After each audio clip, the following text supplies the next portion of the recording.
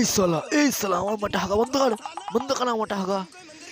এবার যদি আমার মাঠে আর একটাও গু পড়ে তাহলে সবাই ছোটাবে তো ঠিকই, সেখানে থাকবে কাঁচা লঙ্কা।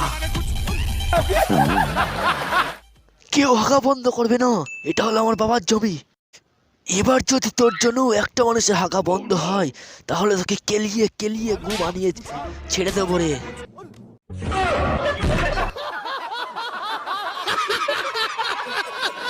সালা কি সুন্দর ভিউ, পুরোই অপূর্ব।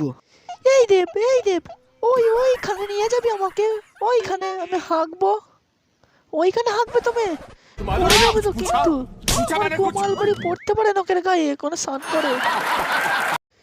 ছোটবেলায় স্বপ্ন দেখতাম আমার বর আমাকে পাহাড়ে বসিয়ে হাগাবে। সাবধানে আস্তে আস্তে আসো, কিন্তু পড়ে যাবে, নিচে জল অনেক। এ কি আমার সামনে হাঁকতে বসে পড়তো যে? কেন তোমার সামনে হাঁকলে কি হবে, তুমি তো আমার বর। আজ আমিও দেখছি এই সালা না হাগে কোথায় যায়। আজকে সালা সবার হাগু এক এক করে চেক করব। ক্যাপসুল খেয়ে মরে যাবো তাও ভালো, এই শীতে আমি হাঁকতে বসবো না। এরা ক্যাপসুল খেয়ে মরে গেলাম।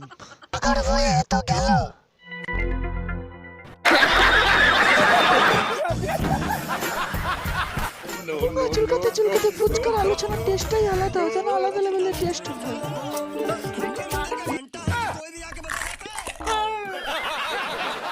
বৌদি কেন কেন তুমি আমাদের পায়খানায় হেঁকেছো? তো কি করবো, আমাদের পায়খানা যা গন্ধ। তাই বলি বৌদি তুমি আমাদের পায়খানায় হাঁকবে? আমি গন্ধই পায়খানা যেতে পারছি না। পায়খানা থেকে পালিয়ে তোমার কাছে আসলাম আমি। দাদাকে বলতে পারছো না পায়খানা ছাপ করে দিতে? কেন, তুমি তো আমার দেওর হও, তুমি আমার পায়খানা ছাপ করে দাও না একটু।